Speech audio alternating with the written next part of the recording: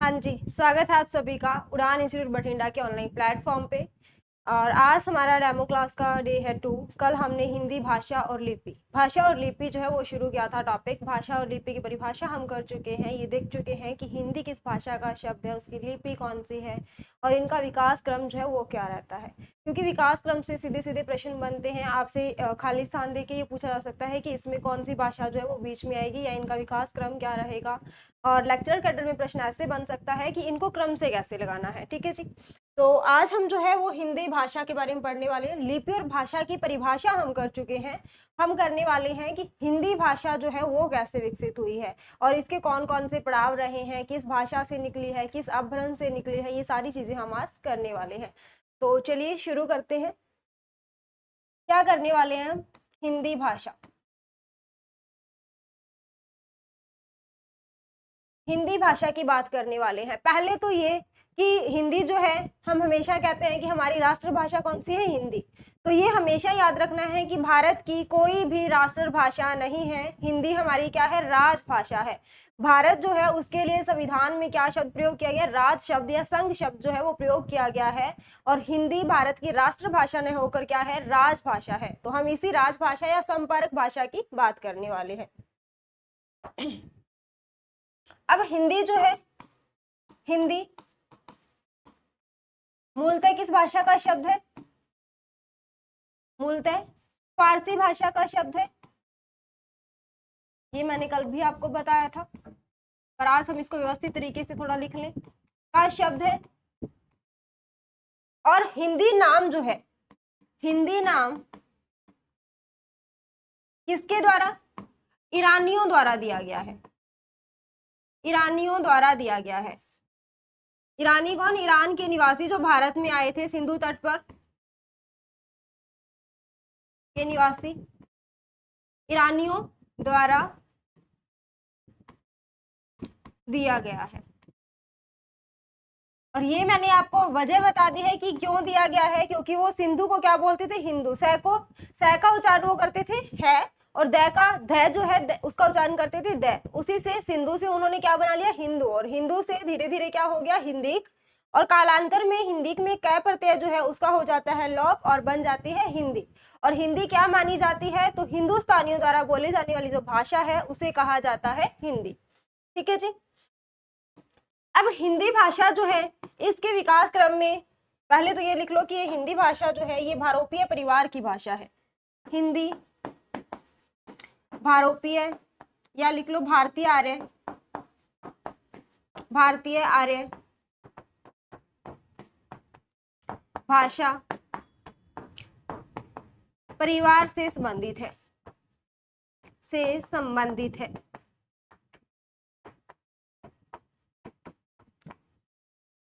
हिंदी की आदि जननी कौन है? तो हिंदी की आदि जननी कौन है? संस्कृत भाषा है। संस्कृत भाषा है। और यहीं पे दूसरा प्रश्न ये बन जाए कि इसकी मूल उत्पत्ति कहां से हुई है? तो ये ध्यान रखना है, हिंदी की मूल उत्पत्ति, हिंदी की मूल उत्पत्ति अपभ्रंश भाषा से हुई है।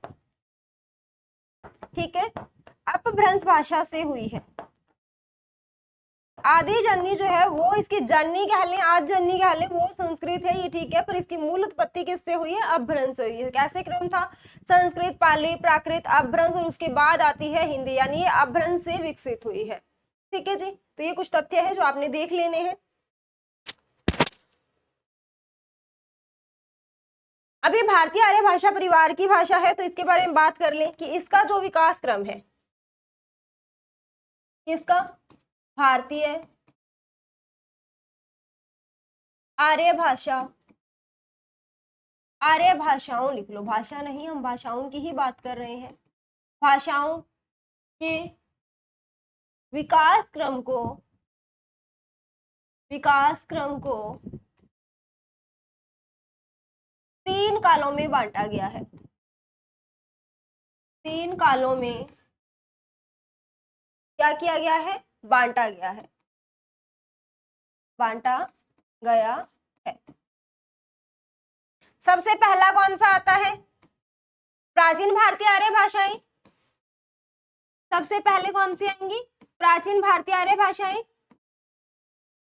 भारतीय आर्य भाषाएं,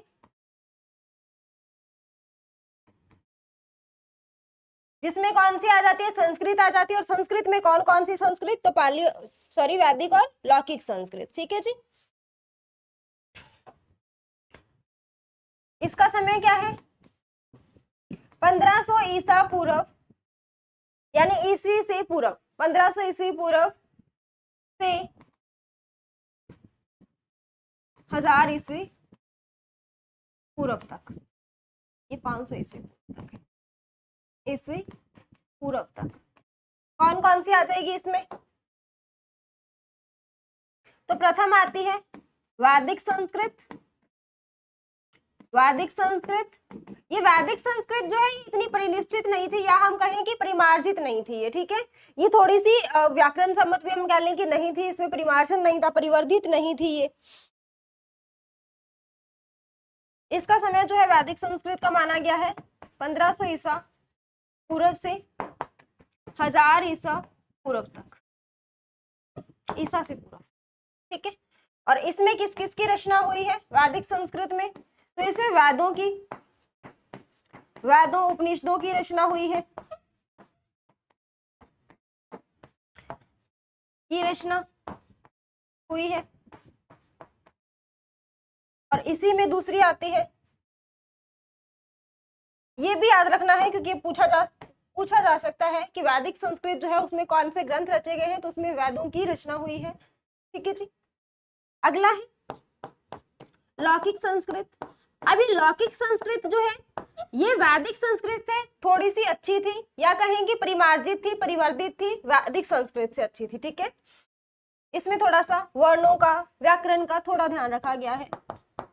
वैदिक संस्कृत के बाद लौकिक संस्कृत, इसका समय क्या मानेंगे? 1000 ईसा पूर्व से 500 ईसा पूर्व तक। ये समय भी आपने ध्यान रखना है कि किसका कौन सा माना गया है।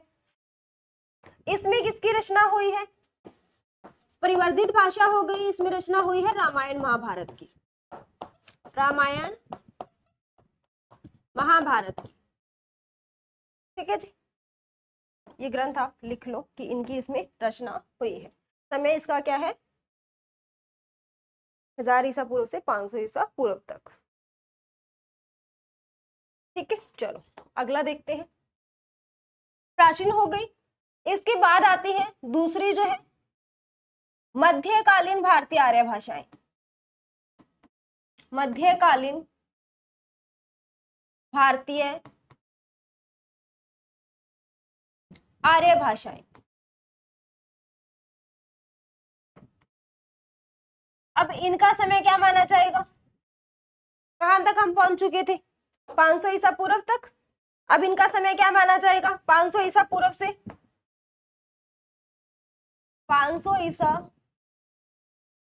पूर्व से 1000 ईस्वी तक इनका समय माना जाएगा। और मध्यकालीन भारतीय आर्य भाषाओं में कौन कौन सी भाषाएं आ जाती हैं? तो इसमें आ जाती है 3 भाषाएं। पहली है पाली। पाली जिसमें क्या है? बौद्ध धर्म के उपदेश दिए गए हैं। पाली में कौन से बौद्ध धर्म के उपदेश दिए गए हैं?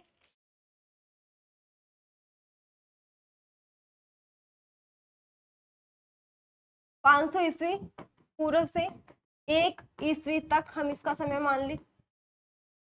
इसमें बौद्ध ग्रंथों की रचना हुई है, ग्रंथों की रचना, बौद्ध धर्म के उपदेश, धर्म के उपदेश,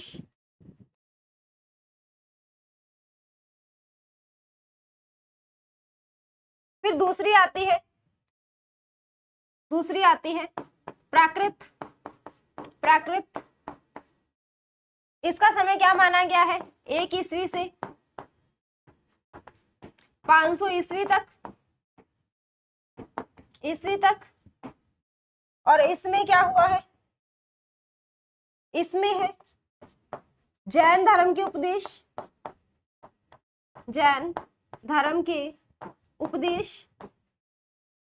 और इसे क्या कहा जाता है, इसे कहा जाता है बोलचाल की भाषा। आम बोलचाल की भाषा जो है वो प्राकृत को कहा जाता है। ठीक है जी, क्या कहा जाता है इन्हें, आम बोलचाल की भाषा। और इसमें जो है जैन धर्म के उपदेश दिए गए हैं।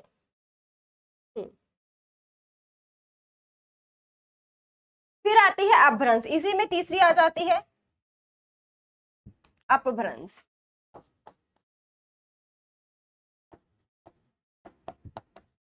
अपभ्रंश, इसका समय क्या रहेगा, अब 500 ईस्वी तक हम पहुंच गए हैं, तो इसका समय 500 ईस्वी से 1000 ईस्वी तक। और अपभ्रंश का अर्थ क्या होता है, बिगड़ा हुआ रूप। क्या होता है इसका अर्थ, बिगड़ा हुआ रूप। किसका बिगड़ा हुआ रूप, प्राकृत का बिगड़ा हुआ रूप क्या कहलाता है, अपभ्रंश कहलाता है।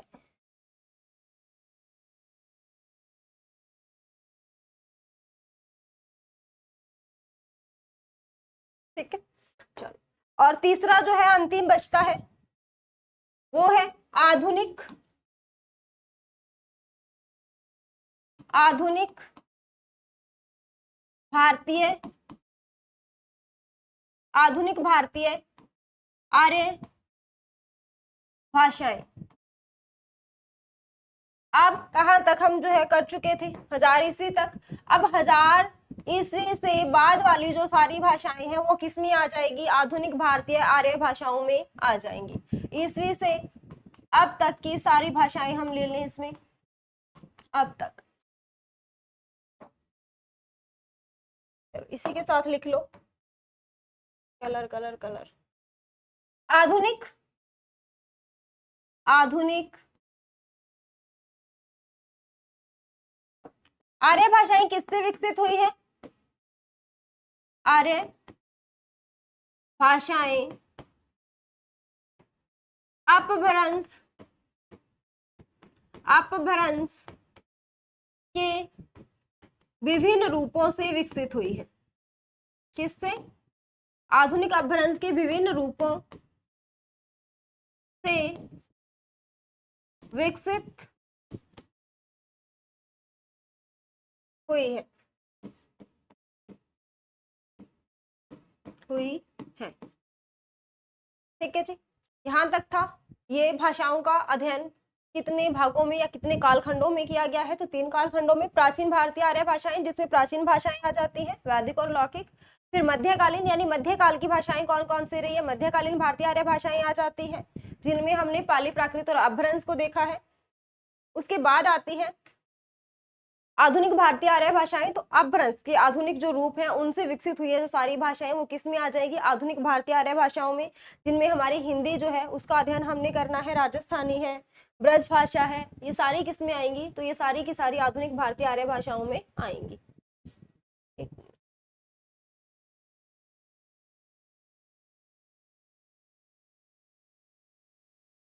ठीक है, चलो।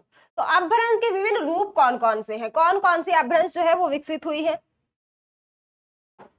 पहले इन रूपों की ही बात कर ले। तो हमारे लिए सबसे महत्वपूर्ण जो है वो सौरसैनी अपभ्रंश है। सबसे महत्वपूर्ण हमारे लिए कौन सी है, तो सौरसैनी अपभ्रंश है। अपभ्रंश कौन सी है, सौरसैनी अपभ्रंश। दूसरी है अर्धमागधी अपभ्रंश, अर्धमागधी। अध्ययन हमें सभी का करना है, क्योंकि प्रश्न जो है वो कैसे भी पूछ सकता है, एग्जामिनर हमसे पूछ के नहीं पूछेगा कि कैसे जो है आपने उत्तर देना है। ठीक है, मागधी अपभ्रंश, मागधी अपभ्रंश। महाराष्ट्री, महाराष्ट्री ये भी अपभ्रंश का एक रूप है। ब्राचड़ और खस अपभ्रंश, खस अपभ्रंश। और इनमें से ये पूछ लिया जाए कि सबसे नवीन अपभ्रंश कौन सी है, तो सबसे नवीन जो है वो ये है, नवीन अपभ्रंश कौन सी है, खस अपभ्रंश है। नवीन अपभ्रंश कौन सी है, तो खस अपभ्रंश है। ठीक है जी, इसको नोट कर लीजिए।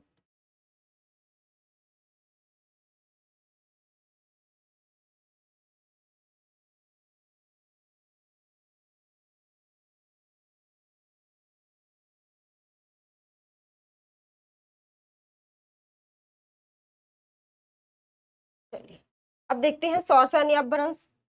तो प्रथम अपभ्रंश जो है वो सौरसेनी अपभ्रंश है, सौरसेनी अपभ्रंश। और सौरसेनी अपभ्रंश के अंतर्गत ही आती है पश्चिमी हिंदी।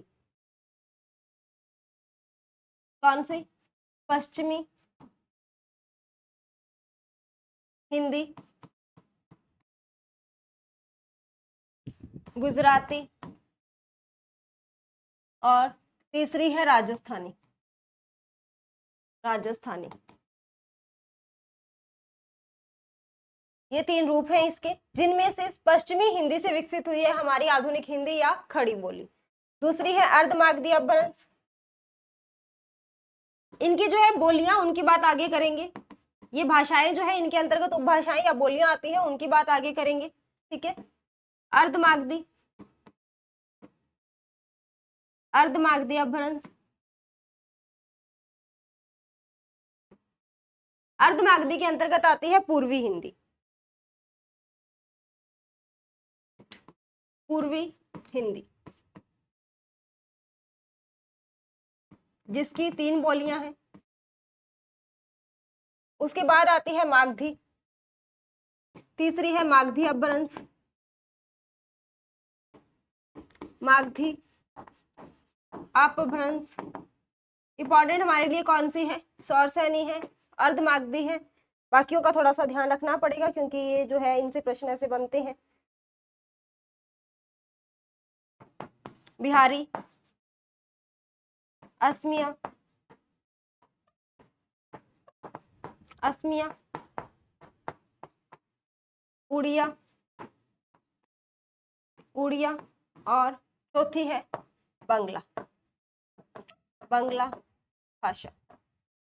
ठीक है, बांग्ला भी कह सकते हैं और बंगला भी कह सकते हैं। बांग्ला भाषा लिख लो इसको, वैसे चलो कोई बात, तो बांग्ला ही लिखते हैं।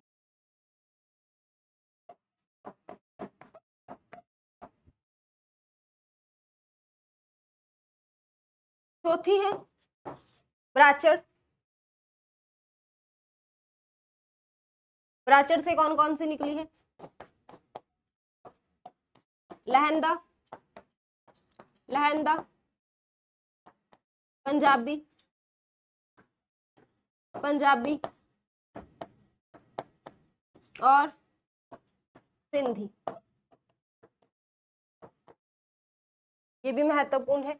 लहंदा, पंजाबी, सिंधी किससे निकली है, तो ब्राचड़ से निकली है।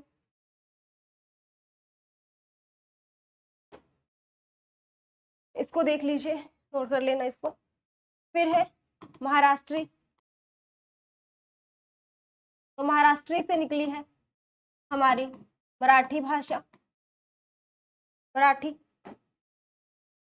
और अंतिम बचती है छेवीं खस अपभ्रंश, जिसे नवीन अपभ्रंश कहा हमने, खस अपभ्रंश। और खस अपभ्रंश में आती है पहाड़ी हिंदी, पहाड़ी हिंदी। ठीक है जी, ये हो गई अपभ्रंश के रूप जितने हमने किए हैं। उनमें कौन कौन सी जो है उपभाषाएं, पहले भाषाएं आएंगी, फिर उसके बाद बोलियां या उपभाषाएं आएंगी। ठीक है।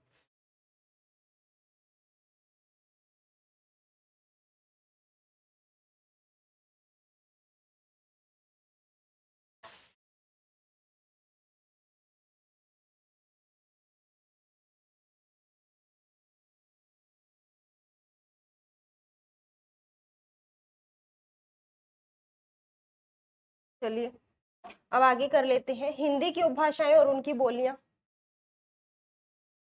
हिंदी की उपभाषाएं उपभाषाएं और उनकी बोलियां किसके अंतर्गत आती है हिंदी? तो सौरसानी अपभ्रंश के अंतर्गत आएगी खड़ी बोली, उसी की बात कर रहे हैं हम, ठीक है। तो हिंदी की कितनी उपभाषाएं हैं और कितनी बोलियां हैं, तो इसकी आपने लिख लेना है कि 5 उपभाषाएं हैं और 17 बोलियां आती हैं, ठीक है जी। ये नोट कर लो पहले, क्योंकि यहाँ से सीधा सीधा प्रश्न बनता है। हिंदी की उत्पत्ति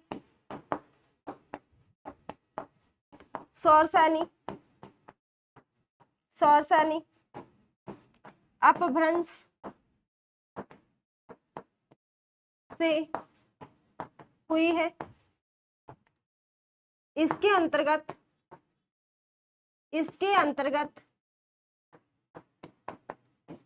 5 उपभाषाएं और कितनी 17 बोलियां आती है। बोलियां आती है। ये कहीं पे आपको 18 देखने को मिलेगी, तो वहां पे दक्षिणी जो है उसको माना जाता है या नहीं माना जाता है, ये प्रश्न बना रहता है, क्योंकि भोलानाथ तिवारी ने 17 ही मानी है। बोलियां आती है। अगर 17 ऑप्शन में नहीं है तो 18 आप लगा सकते हो, आती है। 5 उपभाषाएं कौन कौन सी है? उपभाषाएं कौन कौन सी है, अगली स्लाइड पे ही लिख लें क्या?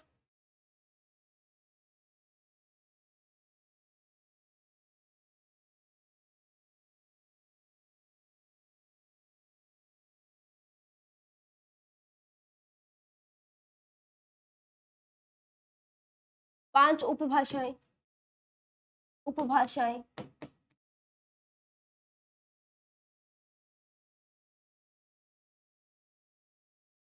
पश्चिमी हिंदी,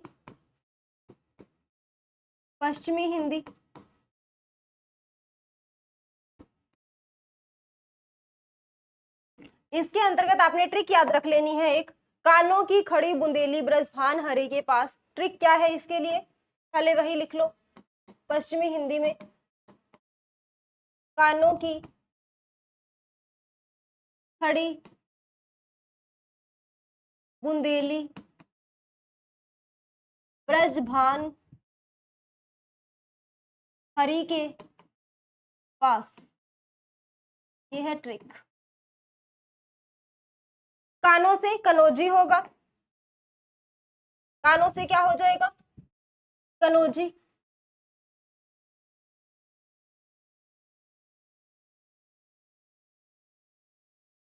खड़ी से खड़ी बोली,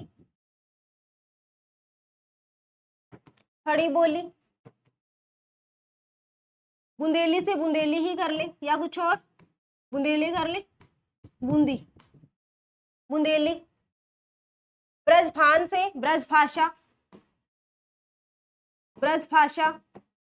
और हरि से हरियाणवी जिसे जाटू बांगरू भी कहा जाता है, हरियाणवी। ये अन्य नाम भी हम करेंगे, पर पहले सीधा सीधा लिख लो, हरियाणवी आ गया। ये सारी पश्चिमी हिंदी के अंतर्गत आती है। फिर दूसरा जो है वो है पूर्वी हिंदी,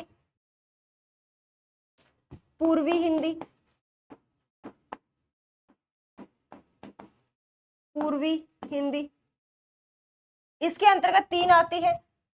उसको आप सीधा याद रखना चाहे तो सीधा याद रख लो। अवधी बघेली छत्तीसगढ़ी आती है, अब छत्तीसगढ़ी कर लो, या फिर अवधी बघेली छत्तीसगढ़ी ऐसे याद रख लो, तीनों याद हो ही जाएंगे। ABC याद रख लो, अवधी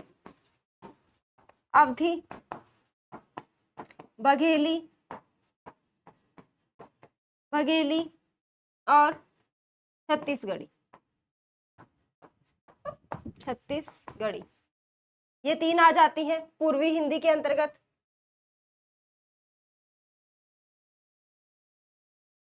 तीसरी हमने कहा कौन सी है, राजस्थानी हिंदी है।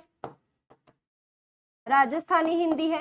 ये बोलियां जो है सीधा सीधा प्रश्न बना हुआ है इनसे कि कौन सी पश्चिमी की हिंदी के अंतर्गत आएगी, कौन सी पूर्वी हिंदी के अंतर्गत आएगी, या फिर कौन सी राजस्थानी, कैसे भी इनमें से प्रश्न बन सकता है। तो आपने इनकी बोलियां जो है वो याद रखनी है। पहले की मैंने ट्रिक बता दी है, वो 5 है, ये 3 है। अब वगेली या एबीसी ऐसे याद रख लो, एबीसी। अब एबीसी में कोई और नाम आ जाएगा तो कंफ्यूज हो जाएगा, इसलिए अब छत्तीसगढ़ी याद रखो, अब छत्तीसगढ़ी याद रखो, अवधि बघेली छत्तीसगढ़ी, ऐसे अवधि वैसे बघेली और छत्तीसगढ़ी पूरा नाम याद हो जाएगा। ठीक है, ऐसे याद रख लेना इसको।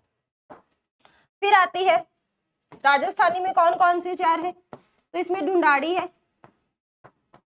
ढूंढाड़ी है जिसे ढूंढानी भी कहा जाता है, ढूंढानी, या जयपुरी नाम आ जाए क्योंकि ये पूछी जाती है, 2 बार पूछी गई है ये जयपुरी। फिर है मारवाड़ी जो पश्चिमी राजस्थान की भाषा है, मारवाड़ी। तीसरी है मेवाती, मेवाती। और चौथी है मालवी, मालवी। ये 4 आती है किसके अंतर्गत, तो राजस्थानी हिंदी के अंतर्गत आती है। राजस्थानी हिंदी पूरा लिखना इसको, ठीक है जी।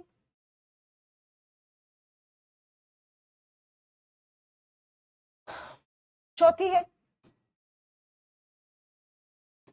बिहारी हिंदी, बिहारी हिंदी। ये 5 उपभाषाएं हमने लिखी है, जो मैंने इधर लिखी है ये उपभाषाएं हैं, इसको याद रखना, उपभाषाएं। और उधर वाली बोलियां हैं, ये जो है चाहती हूँ इसके लिए, ये जो है ये बोलियां हैं किसकी, राजस्थानी की उपभाषाएं और बोलियां। ठीक है, गिनती बाद में कर लेंगे। फिर बिहारी हिंदी आ जाती है जिसके अंतर्गत 3 आती है, भोजपुरी, मगही और मैथिली। कौन कौन सी 3 आती है, भोजपुरी, भोजपुरी, मगही और तीसरी है मैथिली।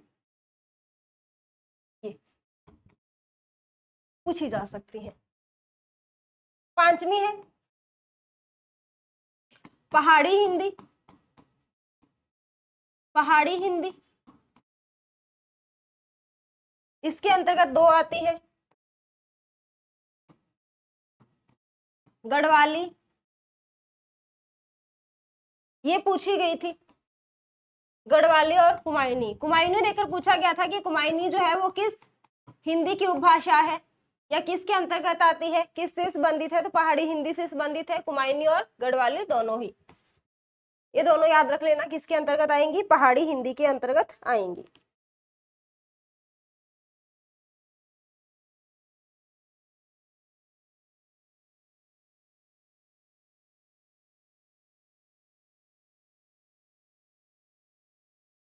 अब इनकी गिनती कर लो, 5 ये है, 6 7 8 9 10 11 12 13 14 15 16 17, यानी ये हो रही है कितनी, 17 बोलियां।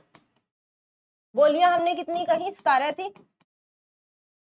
अब भोलानाथ तिवारी जो है वो 17 मानते हैं, पर कहीं पे भोलानाथ तिवारी ने यहाँ पे जो है इनमें पश्चिमी हिंदी में क्या रख लिया, दक्षिणी को रख लिया है और उसी का इसे मान लिया है 18। ठीक है, भोलानाथ तिवारी जो है वो 17 मानते हैं, पर हरदेव बाहरी जो है, हरदेव बाहरी, भोलानाथ तिवारी और हरदेव बाहरी दोनों अलग अलग व्यक्ति हैं। मैंने फिर से भी बोल दिया कि भोलानाथ तिवारी जो है उन्होंने 17 बोलियां मानी है।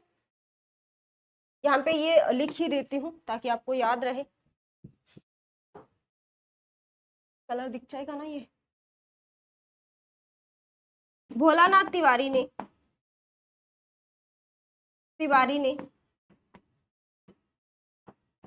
हिंदी की, हिंदी की 17 बोलियां, बोलियां मानी है, किंतु हरदेव बाहरी,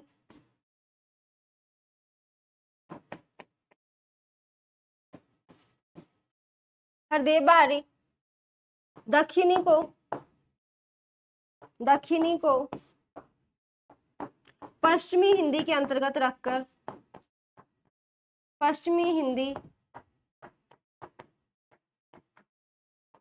के अंतर्गत रखते हुए 18 बोलियां मानते हैं, बोलियां मानते हैं। किसी के अनुसार पूछा जाए तो हम इनमें से जो जिसके अनुसार पूछा जाएगा वो उत्तर देंगे, पर किसी के अनुसार नहीं पूछा गया है तो याद रखना है कितनी 17 ही बोलियां हैं। भोलानाथ तिवारी हमारे लिए ज्यादा महत्वपूर्ण है, पर अगर 17 ऑप्शन में नहीं है तो कितनी हम 18 बोलियां जो है वो लगाएंगे। उपभाषाएं कितनी है तो 5 है। उपभाषाएं जो है ये पूछी जाती है, 2 बार ये प्रश्न रिपीट हुआ है कि हिंदी की उपभाषाएं कितनी है, तो कितनी है 5 है। कौन कौन सी है? पश्चिमी हिंदी है, पूर्वी हिंदी है, राजस्थानी हिंदी है, बिहारी हिंदी है और पहाड़ी हिंदी है। और इनके अंतर्गत आने वाली जितनी भी 2 या 3 जिसके अंतर्गत जो बोलियां आ रही है वो बोलियां आपने याद रखनी है, क्योंकि सीधा सीधा प्रश्न बनता है ये किस हिंदी के अंतर्गत आती है या किस से संबंधित है, या पहाड़ी हिंदी की बोली कौन सी है निम्न में से। तो आपको अगर याद होगा तभी आप बता पाएंगे। पश्चिमी हिंदी, पहाड़ी हिंदी जो है ये ज्यादा महत्वपूर्ण है। राजस्थानी की भी ढूंढाड़ी जो है जयपुरी पूछी गई है, ठीक है।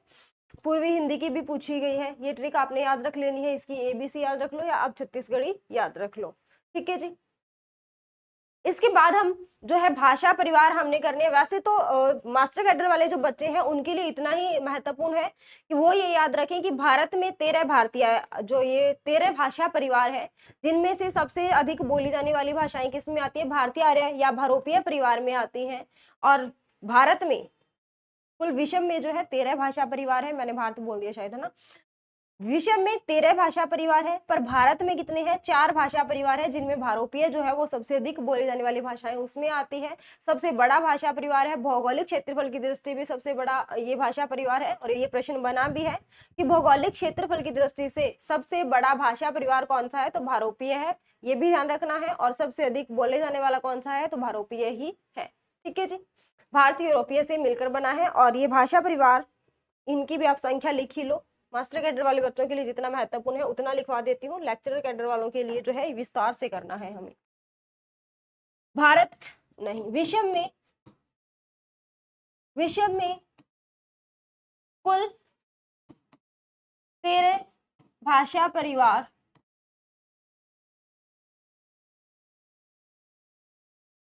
माने जाते हैं, माने जाते हैं। कितने माने जाते हैं? 13 भाषा परिवार माने जाते हैं।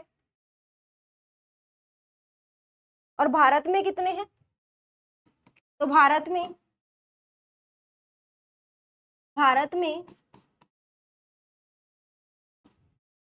4 प्रकार के भाषा परिवार है।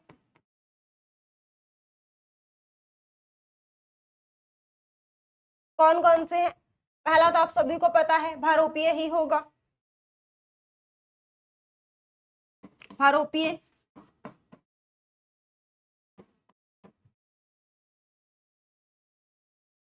आस्ट्रिक, आस्ट्रिक भाषा परिवार,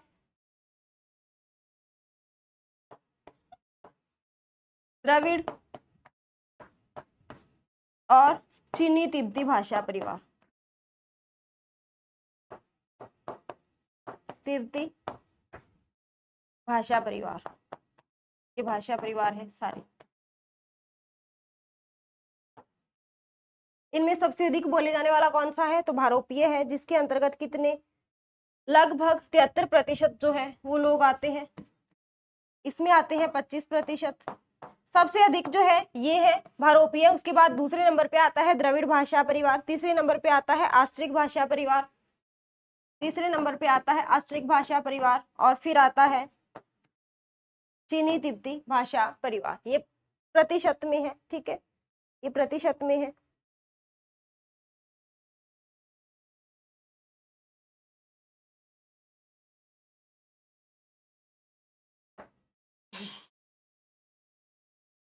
हिंदी भारोपीय परिवार की भाषा है।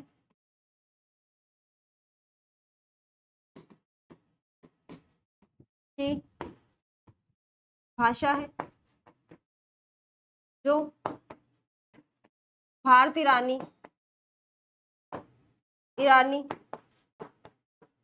शाखा से, इस शाखा भी याद रखनी है आपने, से विकसित हुई है। कोई है। शाखा भी याद रखनी है, कौन सी शाखा है? भारती रानी, और भारोपीय परिवार के अंतर्गत भारती रानी शाखा की भाषा है ये। ठीक है जी, इनको क्रम से सीधा ही लिख लेते हैं ना, ऐसे ही। तो हम करते हैं द्रविड़, और इसको करते हैं चीनी दीप्ति। आस्ट्रिक, सॉरी, चीनी दीप्ति तो लिखा ही हुआ है, इसको आस्ट्रिक भाषा परिवार।